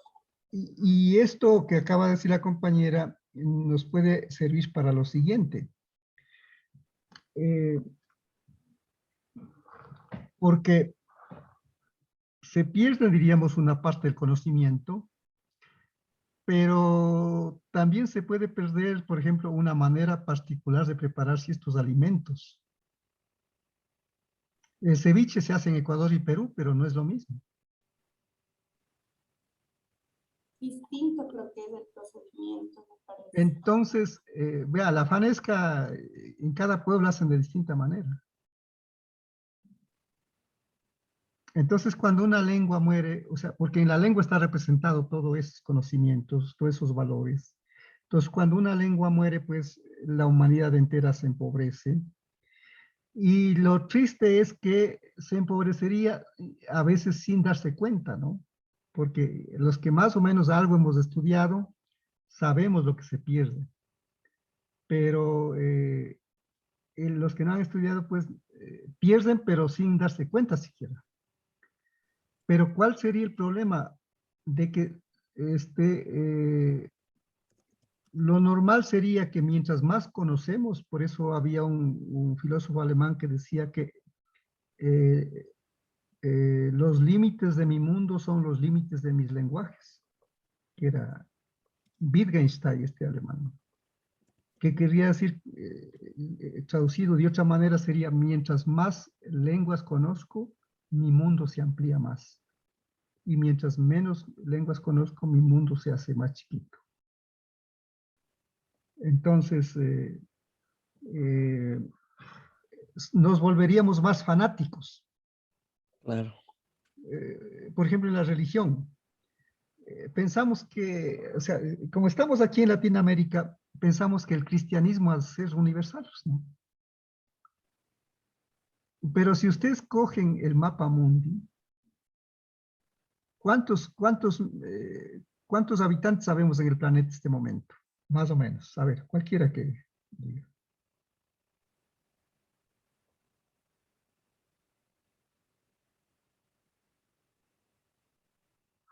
Cualquiera. ¿Cuántos habitantes sabemos en el mundo en este momento? Más o menos. ¿Cuántos miles de millones? Nadie sabe, no puede ser. Según lo que he podido consultar, profe, está 7.753 miles de millones. Ya, o sea, redondeando, ¿no? Porque aquí estamos, ya, más de 7.000 millones, ¿no? La coopera dijo 7.700 millones, ¿no? O sea, ya casi estamos 8.000 millones. Ahora, ¿cuántos cristianos hay en el mundo? Juntándoles a todos, católicos, evangélicos, todos los grupos que hay, bautistas, adventistas, cuadrangulares, triangulares, pentecostales. En Estados Unidos creo que hay como unos 2.000 grupos de religiones evangélicas, ¿no? Y más los católicos. y más los ortodoxos, vean, Rusia, todos ellos ahí no están ni católicos ni evangélicos, ahí están los ortodoxos, pero son cristianos mismos. Yo la vez pasada que estuve en Roma, yo les dije, ¿no? Que en el año 1054 se pelearon, pero las misas todas hacen muy parecidas a las de acá. Juntando a todos, pues apenas llegamos a unos 1.500 millones de católicos, de cristianos, no de católicos, sino de cristianos, juntándonos a toditos. Pero si en el mundo hay 8.000, casi 8.000 millones, o sea, no ha sido ni la cuarta parte. Entonces, el momento en que se pierden las lenguas, que se pierden las culturas, entonces se volvería muy fanático. En cambio, que si uno va viendo, por acá en estos otros lugares ha habido los maometanos, los musulmanes, que tienen otra creencia, pero que también esos pueden volverse fanáticos, pensar que la religión de ellos es la mejor, o la verdadera, ¿no? Eso es grave. Pero igual los musulmanes pues son como otros 1.400 millones, o sea, juntando cristianos y musulmanes pues estarían por 8.000 millones. Pero casi 5.000 millones son de otras creencias.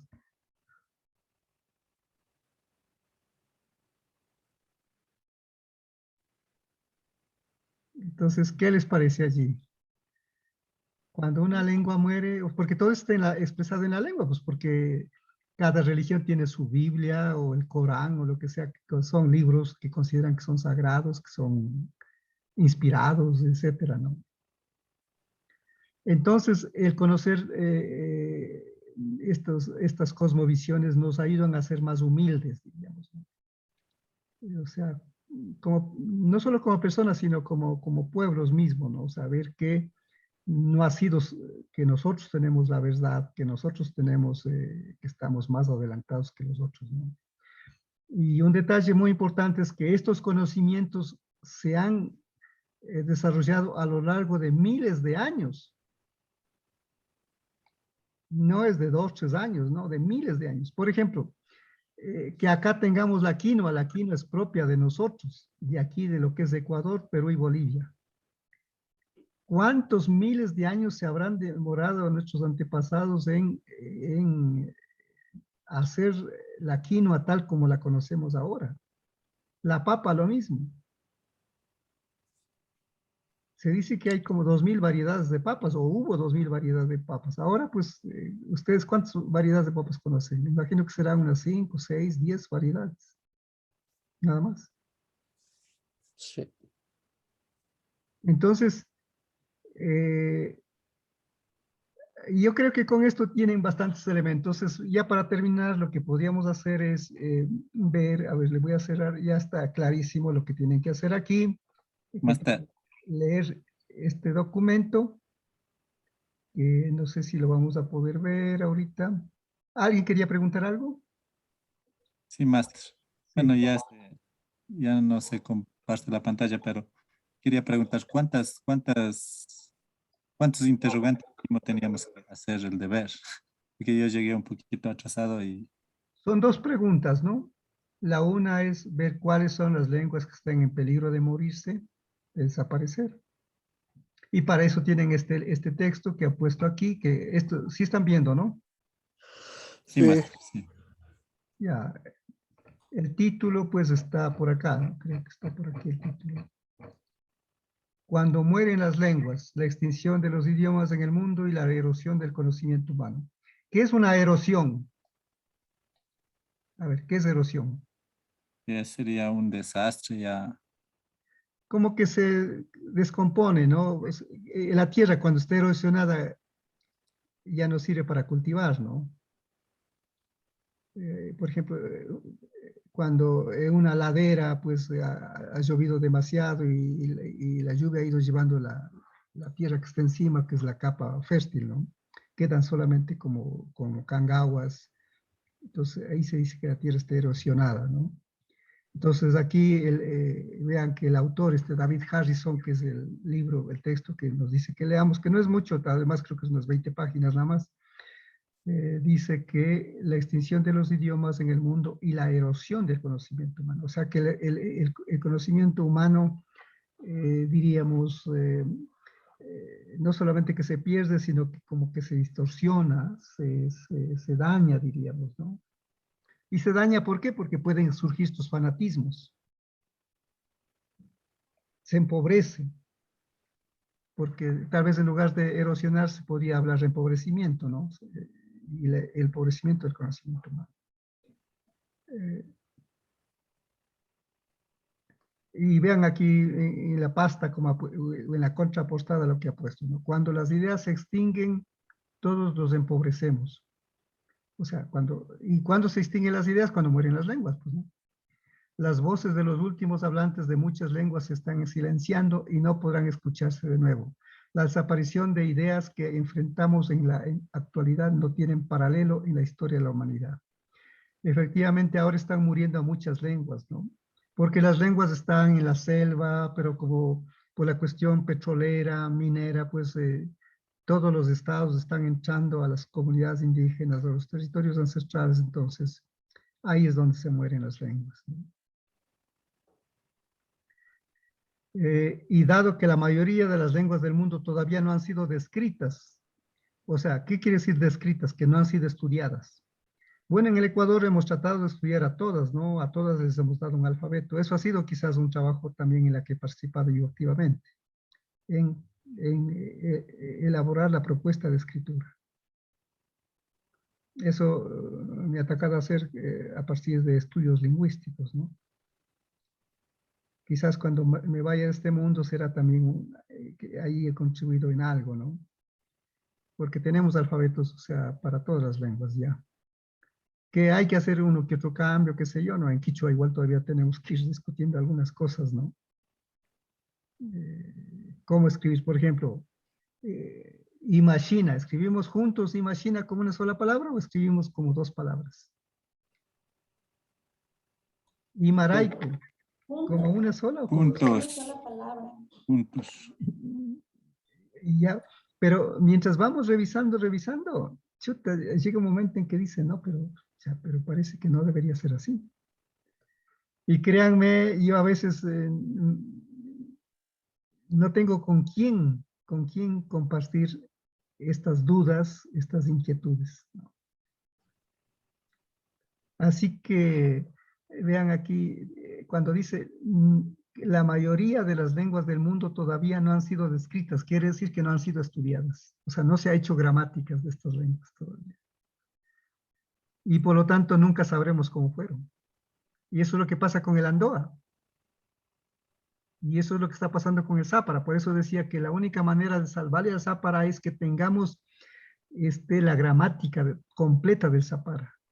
Y para tener la gramática completa del Zápara necesitamos grabar a los últimos ancianos para poder hacer el estudio lingüístico. Y hacer un método para que los niños vuelvan a aprender. Del Andoa ya no es posible hacer eso porque ya no hay ningún hablante. Entonces, ya nada que hacer, pues. Quedan algunos nombres de lugares, de palabras, de nombres de plantas, pero con eso no se habla una lengua. Para hablar una lengua se necesita tener la gramática. La gramática entendida como la estructura, ¿no? No se sabe con qué es lo que nos arriesgamos. ¿Qué es lo que nos arriesgamos a perder? O sea, ni siquiera hay conciencia en mucha gente que se pierde cuando las lenguas mueren, ¿no? Cuando mueren las lenguas, explora una diminuta fracción del amplio conocimiento. Explora una diminuta fracción, que pronto va a desaparecer. Claro, alguien dirá, pero bueno, las danzas continúan, se continúan pintando la cara, el cuerpo. Sí, es importante eso, pero todo eso se expresa a través de las lenguas, ¿no?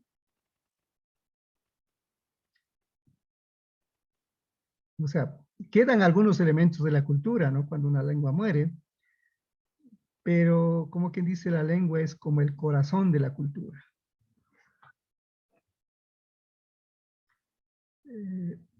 Los lingüistas, muy pocos para semejante tarea. O sea, claro, necesitaríamos un ejército de miles de lingüistas para poder hacer estos estudios, ¿no? Pero no hay. En el Ecuador, los que tenemos el bendito PhD somos 3.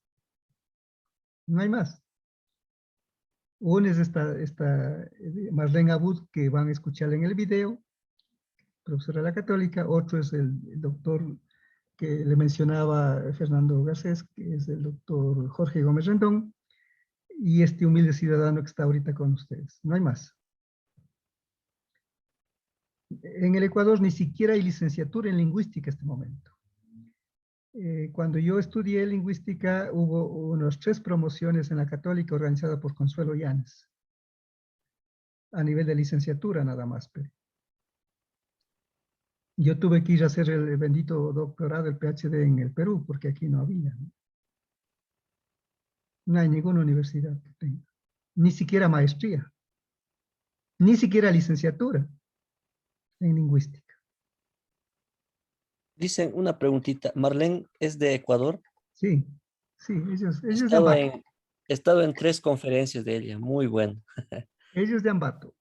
Sí, muy buena filosofía. Yo- Muy buena filosofía tiene para hablar de las lenguas. ya digo, ella trabajó conmigo, o sea, aprendió Mm, conmigo, mejor dicho, porque yo hice el diccionario de Quichua, tal vez algún día le suba, tengo que escanear el diccionario que lo hice en 1982.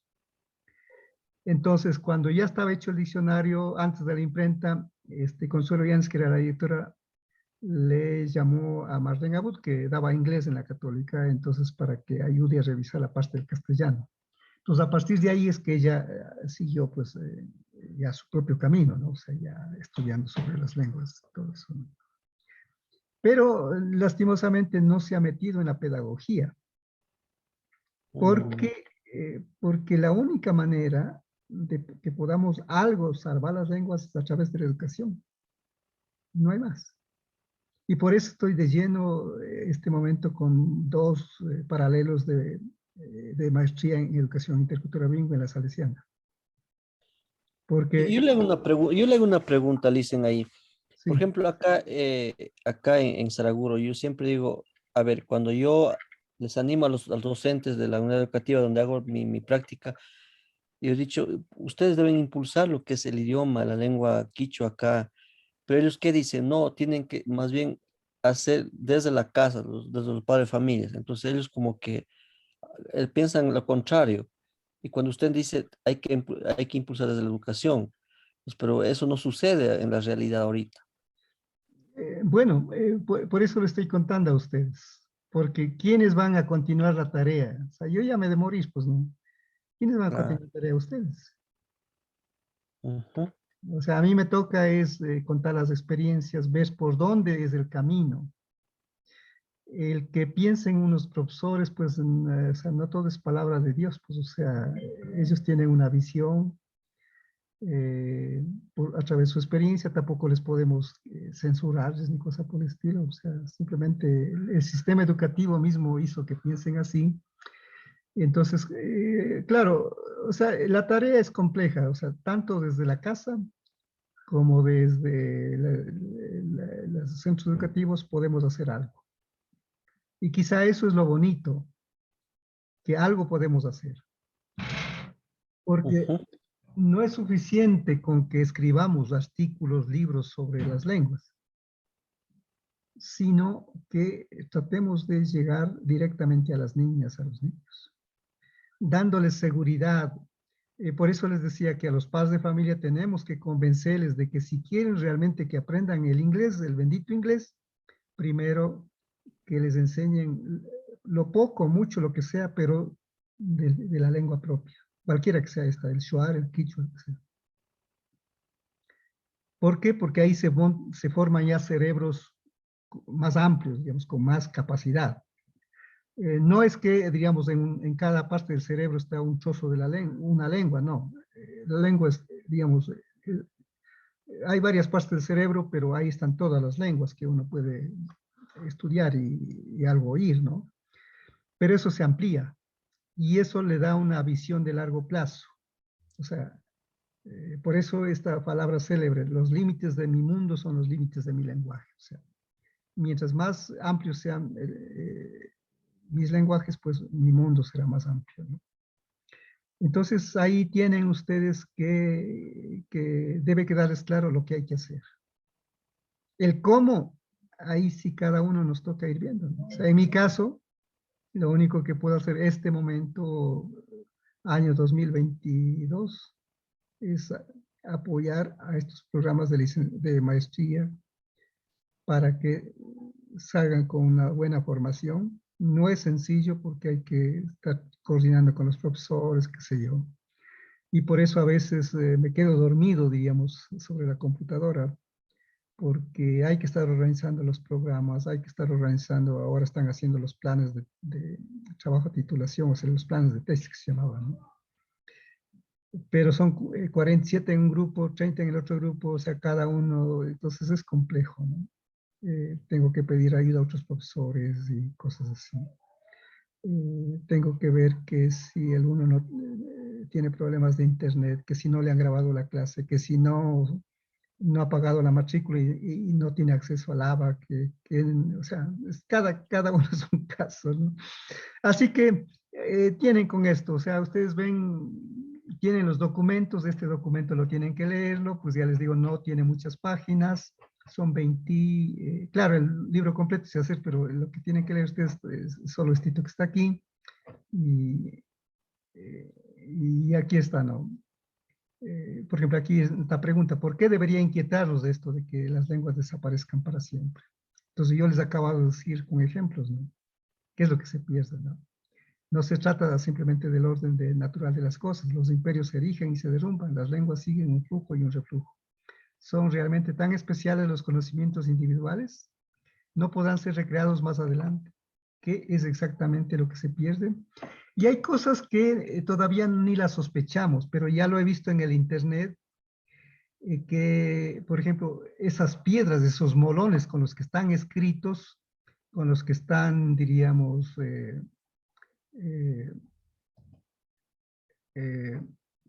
hechos las Tiahuanaco y posiblemente Ingapirca también, ¿no? Que es más cercana a nosotros. Pero estos grandes monumentos que tiene el Perú, nuestro Ingapirca es una miniatura frente a semejantes monumentos que hay en el Cusco, en Tiahuanaco, en Bolivia. Dicen que está hecho con un material artificial, o sea, sería tipo cemento o algo así. O sea, les digo cemento para que tengamos una idea. ¿Por qué? Porque son piedras que están, por ejemplo, en las esquinas, que pesan, ¿saben cuánto pesa una piedra de esas? 120 toneladas. No quintales, 120 toneladas. Entonces la pregunta es, ¿cómo movieron esa piedra? Entonces, claro, algunos fantasiosos han dicho, es que han venido los extraterrestres haciendo. No, eso es mucha fantasía. Lo que sí parece es que la gente conocía unas técnicas que se han perdido de cómo hacer esas piedras. Que sería, modernamente diríamos, como cogiendo cemento, pues mezclando con arena, hacer una piedra de ese tamaño, ¿no? Fundirle, pues sería. Ahora es una piedra, ¿no? O sea, en las esquinas sobre todo están esos tipos de piedras, ¿no? De muchas toneladas de peso. Y claro, cuando va allá, pues uno dice, pero ¿cómo pudieron haber traído? Porque ahí cerca no hay las piedras, entonces tienen que haber traído de algún lado, o sea, pero no había la rueda aquí en América, pues no teníamos la rueda, entonces, ni cómo traerles así, con las ruedas. Entonces, puede haber habido muchos conocimientos que se han perdido. Igual que, por ejemplo, el curare, si es que nadie aprende pues a hacer eso y los jóvenes, eso se va a perder ese conocimiento. Igual que muchos conocimientos de chamanes, ¿no? Claro, en los chamanes hay unos de los charlatanes, pero hay otros que son de los buenos también, ¿no? Entonces, ahí tienen. Y bueno, aquí miren, entonces, tal vez aquí les he puesto un documentito ¿por qué? Porque, verán, Aquí tienen el documento que vimos ahorita, es de este señor Harrison, es el que acabamos de ver, ¿no? Así, o sea, ustedes tienen que ver. Este es para la primera, diríamos, para contestar sobre todo la segunda pregunta, ¿no? Porque para la primera pregunta hay que leerse, hay que entrar a esto. Vamos a hacer la prueba, a ver si es que funciona realmente esto que está aquí. Porque para la primera pregunta, que es, dice, ¿cuáles son las 3 lenguas que están en peligro de desaparecer? Entonces hay que entrar al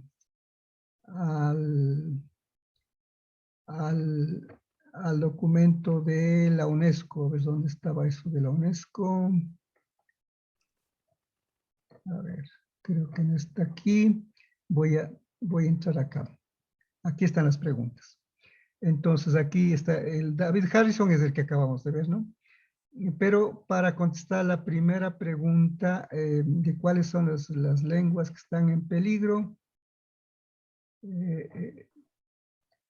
ya, hay que entrar a esta dirección de la UNESCO. Vamos a coger, a ver si es que funciona, porque esto es lo que tendrían que hacer ustedes, copiar esto y pues entrar al internet y ponerlo aquí, pues no. Y veamos pues, si es que funciona.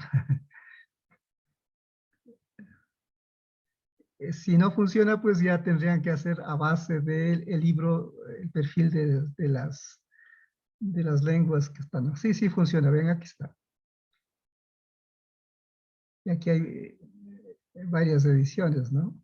Y entonces aquí seguramente va a ver cómo buscar el país, habría que buscar el Ecuador. Correctamente eres el propietario de este sitio.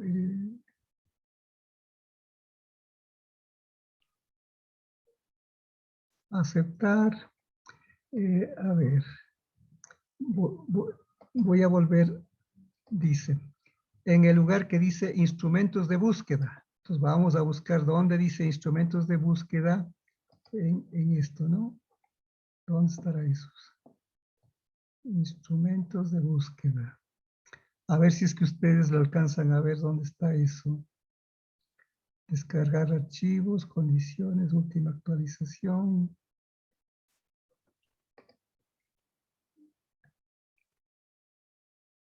Instrumentos de búsqueda.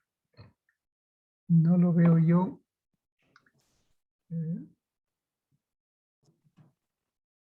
Regional temáticos, profesional, información personal. Aquí está lenguas en peligro. Tal vez esta también les pueda servir, ¿no? Porque está más sobre el Atlas, recursos, última actualización. For the purpose only. Combination. Dice, yo le hago una pregunta. Bueno, pongamos aquí lenguas en peligro. Dígame. ¿Qué tan certero es en sí toda la información de la UNESCO? O sea, es 100%, eso está bien acertadamente la información que tiene la UNESCO. Verá, van a tener las imperfecciones. No hay nada perfecto. Eso ya vemos que no hay nada perfecto. Ujú. Eso ya no existe. Pero lo que diríamos, sí, depende de los lingüistas que colaboraron, pues no, o sea, digo, ¿cómo hicieron este mapa? Mandaron unos cuestionarios a distintas personas. Entonces, a mí también me llegó, yo también llené.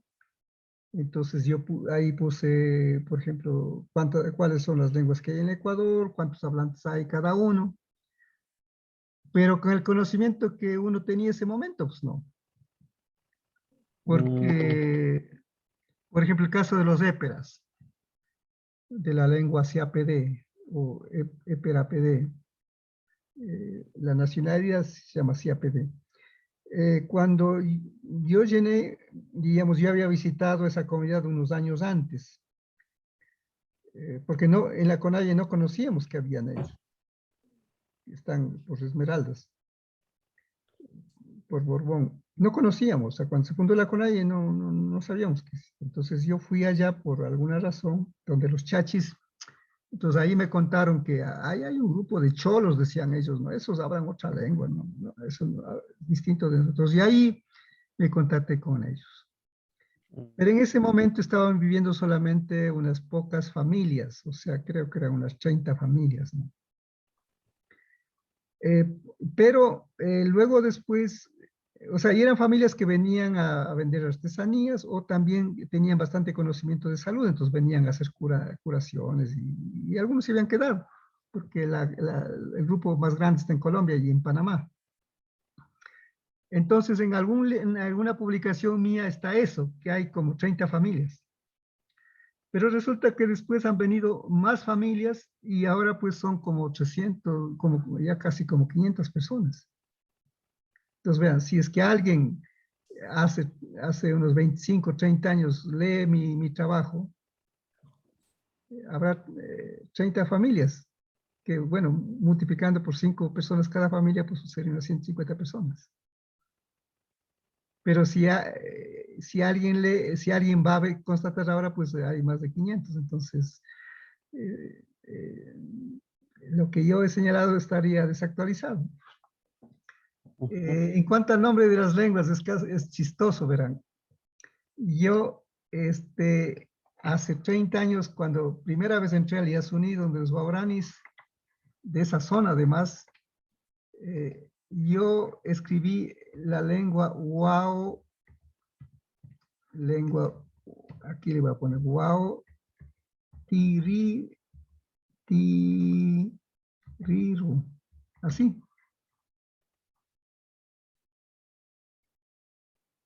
Pero cuando fui al Pastaza vi que no les llamaban así, sino que les llamaban Wao Terero.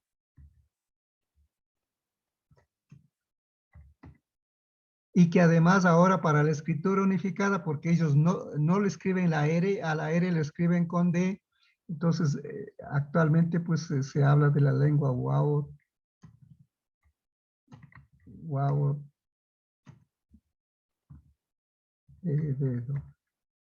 así. O sea, como está aquí, hay que escribir ahora.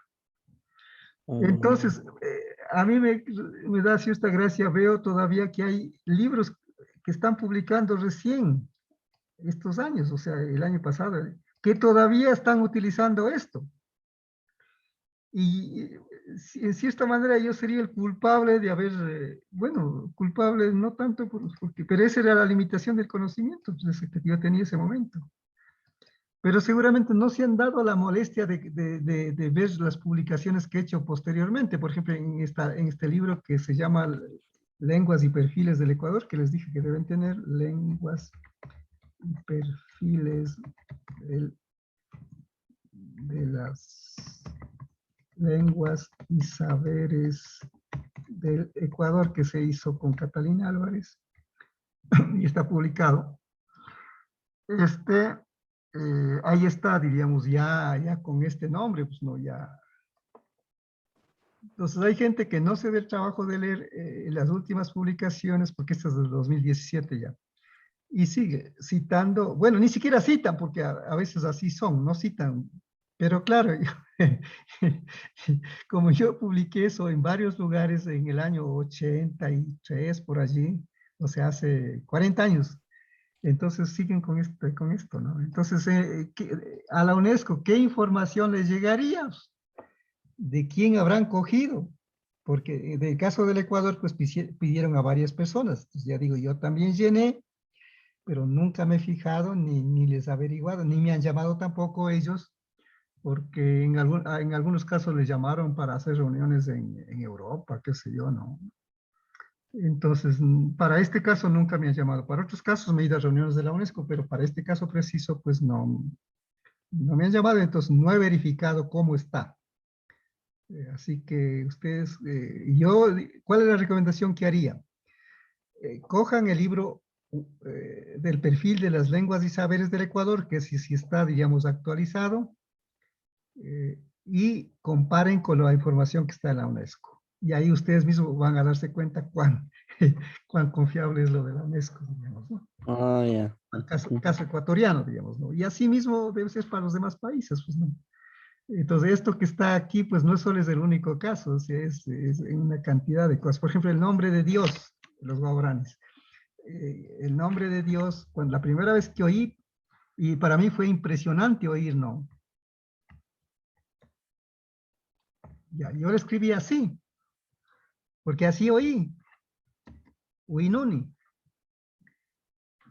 Pero ahora ya viendo los otros, en las otras comunidades veo que es así.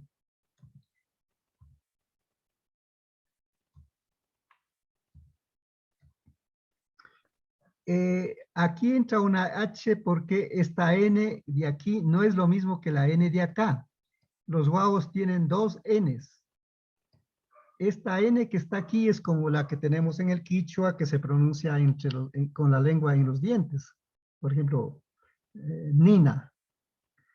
Pero esta otra N que está acá y que ellos lo representan con una H al lado, es una N que se pronuncia en la garganta.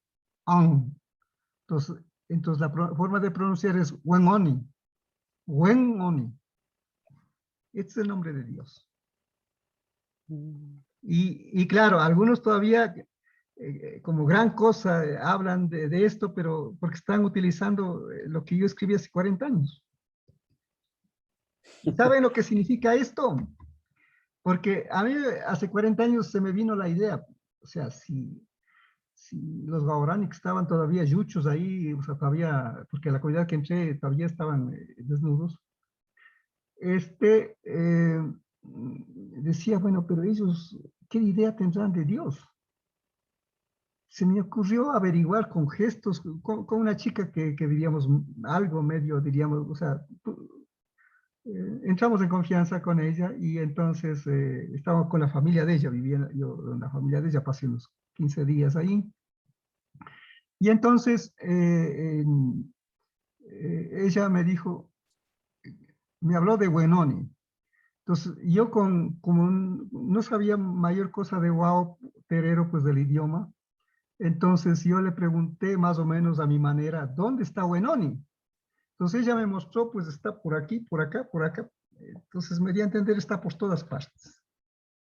Entonces vean, un conocimiento tan perfecto de Dios, ¿no? Si es que hay, digamos, ¿no? Suponiendo que hay. Y después le pregunté, y bueno, Wenoni, ¿desde cuándo hay? Entonces ella me dijo, Wenoni siempre ha habido. Entonces vean. ¿Y saben lo que significa? Ser. Ser desde antiguo. Más o menos sería la traducción. ¿Y cuál es el nombre de Dios que está en la Biblia?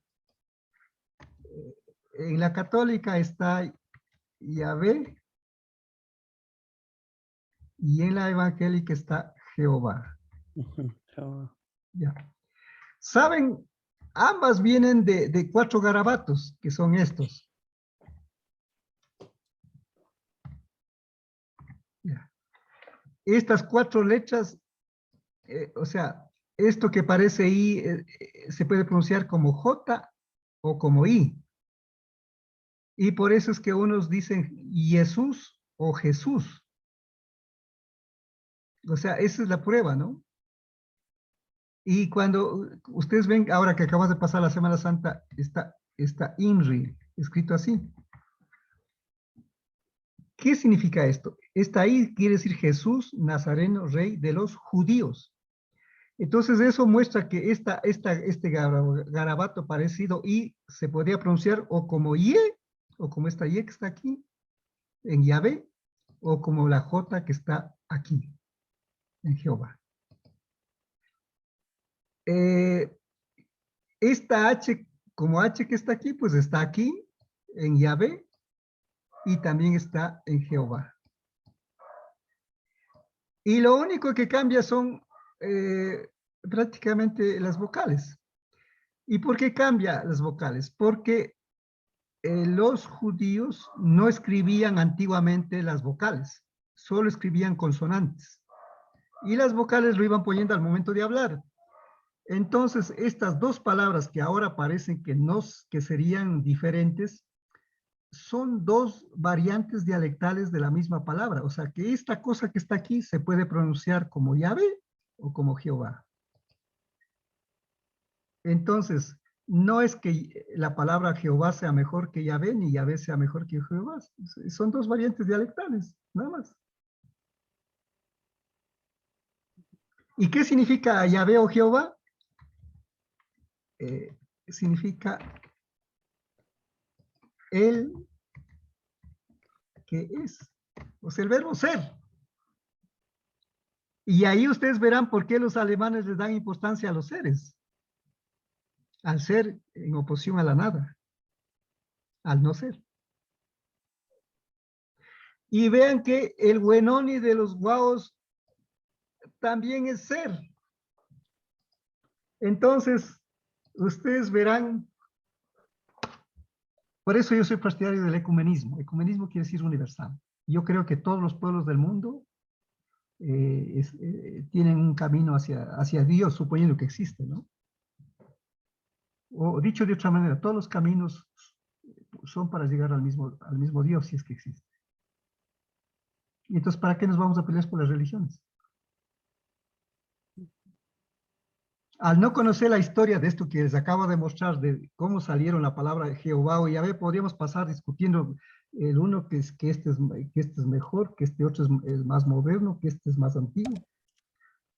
Pero cuando ya se conoce toda la historia, lo más amplio posible, pues se ve que es lo mismo. Y saben que para terminar, los musulmanes les llaman Alá.